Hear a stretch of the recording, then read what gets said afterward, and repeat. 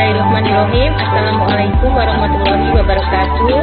Perkenalkan, nama saya Kamina. Saya mengajar di SMA Negeri 1 Riau, Kabupaten Indramayu.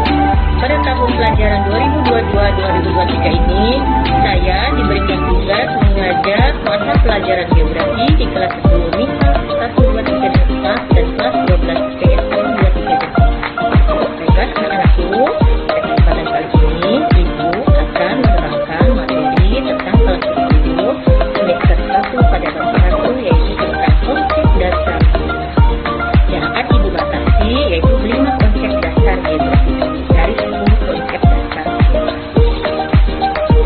Konsep geografi.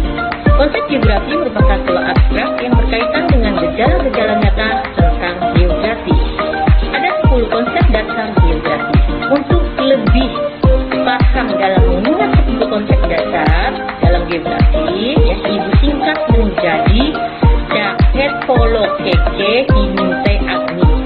Apa itu ja?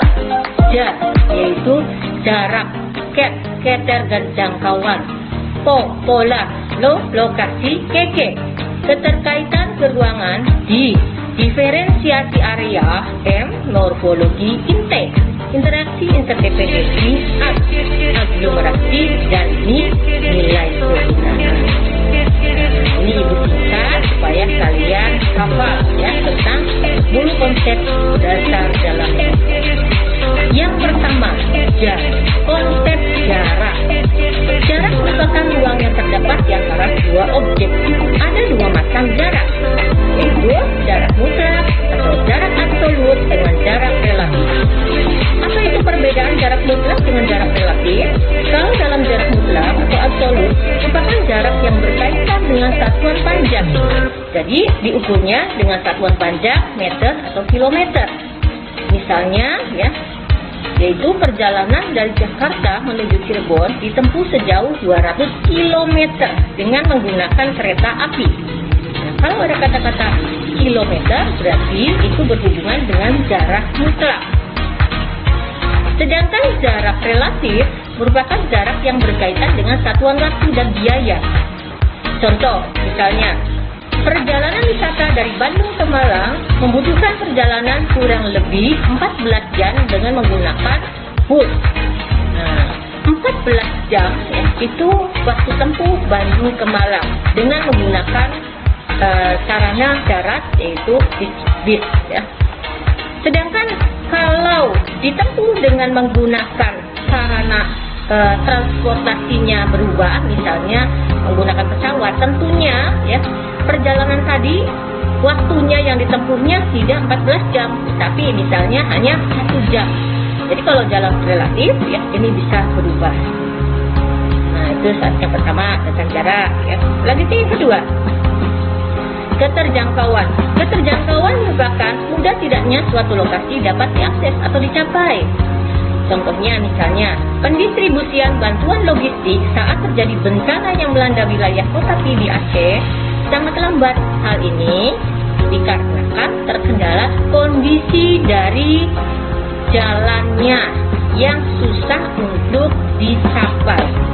Nah, mungkin karena di wilayah Pidi, nah ini sangat terpelosok, maka untuk bantuannya tidak bisa sampai ya tepat waktu karena kondisi jalan atau transportasinya susah. Nah, jadi kalau keterjangkauan merupakan mudah tidaknya suatu lokasi dapat diakses atau dicapai. Kemudian yang ketiga, konsep pola. Pola merupakan susunan keruangan suatu objek atau fenomena di permukaan bumi. Nah, misalnya contohnya, pola permukiman penduduk di wilayah daerah dataran rendah tentunya akan berbeda dengan wilayah daerah dataran tinggi. Kalau di wilayah daerah dataran rendah, karena wilayahnya datar, ya, kalau yang berada di sepanjang jalan raya, nah maka pemukiman penduduk akan mengikuti ya area jalan raya tadi.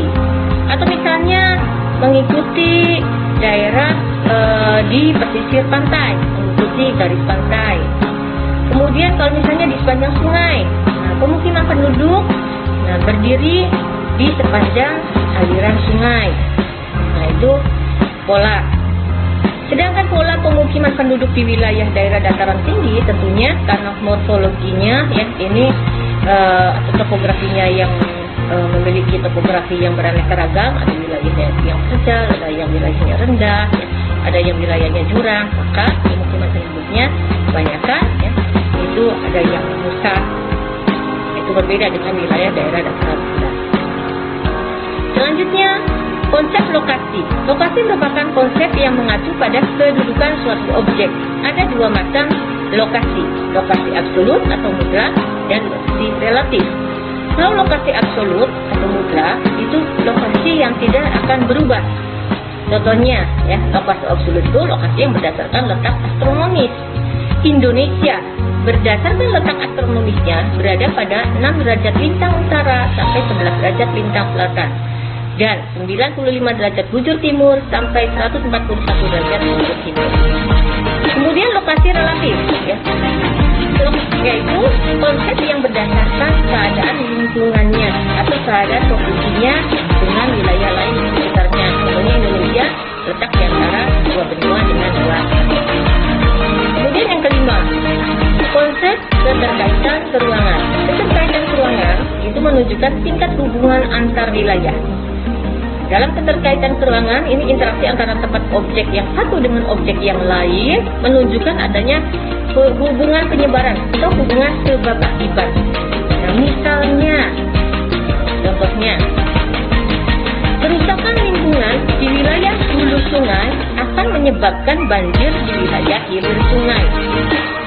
Kemudian, contoh selanjutnya, Kabupaten Wonosobo yang memiliki relief daerah dataran tinggi dengan kondisi tanahnya yang subur, nah, maka masyarakat yang ada di wilayah tersebut bermata pencaharian sebagai petani dan berkebun. Nah, mungkin ya pada kesempatan ini Ibu hanya membatasi 5 konsep dulu. Untuk 5 konsep selanjutnya akan Ibu sampaikan pada pertemuan minggu yang akan datang.